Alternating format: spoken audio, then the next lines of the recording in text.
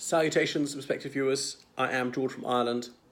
So, one of my numberless adoring fans requested a video about the received pronunciation accent, that's the one I speak with, and the T sound in that in particular.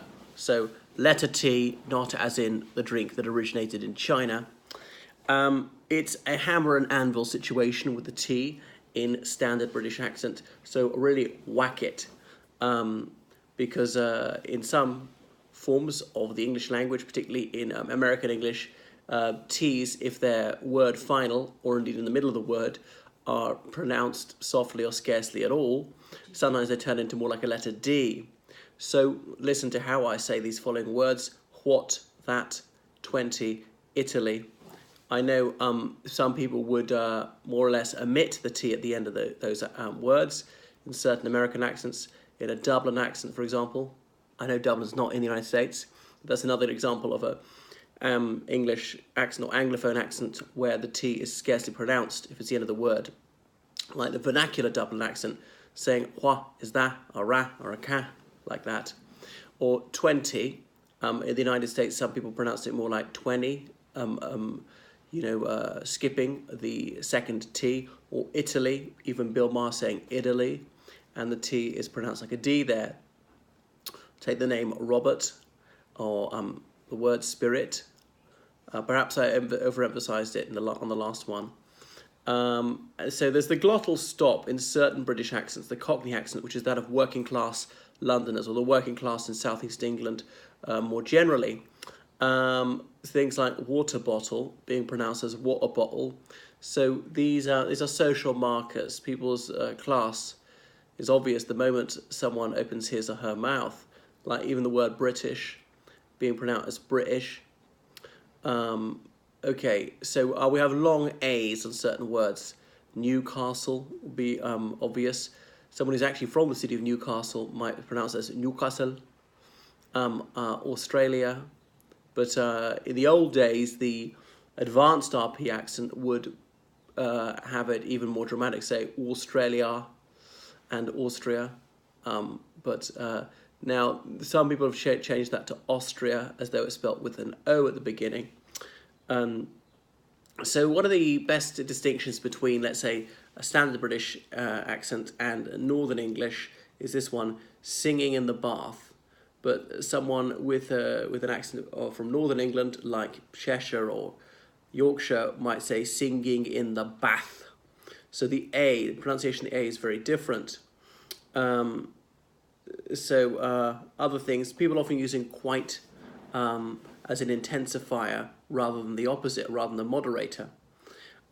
Here's a very different pronunciation, saying garage, a place where you park your car or indeed bring a car to be repaired. Notice the non-rhotic pronunciation of car.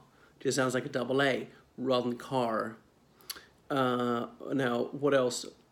Whereas in the United States, it'd be garage. The stress would be laid on the second syllable.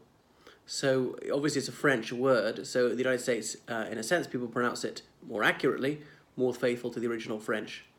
The other words we adopted from French only a century or so ago, like envelope, we used to pronounce envelope, but obviously that's changed.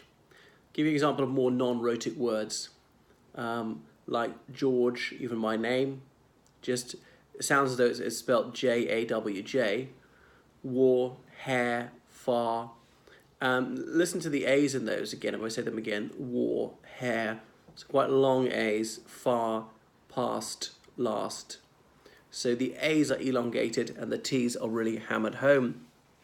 Now, the non-rhotic accent only applies to R's in the middle of the word. Even the letter R, I'm just pronouncing almost like it's a very long A rather than R. So because R requires the tongue to go up towards the palate behind the teeth. R, like that. And so, but if it's a word initial, then it is pronounced distinctly, like in red, rage, right, and so forth. So the A, listen to the A, this stretched A in certain words like glass, class, but it's different for mass. So they say that when Northern English people were protesting education for the masses, not the Tory ruling classes. But when they said masses and classes, it actually rhymed masses and classes, or the words like staff as opposed to staff. So another distinction between British English and American English is we'd say a rowing boat, whereas in the United States people say a rowboat, as was the university boat race on Saturday, as in Oxford versus Cambridge. That's particularly pertinent at the moment. Is there anything else I forgot to put in? Any more T's? Yeah, perhaps I noticed in Robert, the second R is skipped out, whereas the T is pronounced very distinctly. Or the word rather, pronouncing the first R, not the last one, and the A is fairly long. So people don't say rather as much as they used to in this fruity and faintly camp manner. Right, that's all for the moment about received pronunciation, which is also known as Standard British English. Please suggest more things you'd like to know about.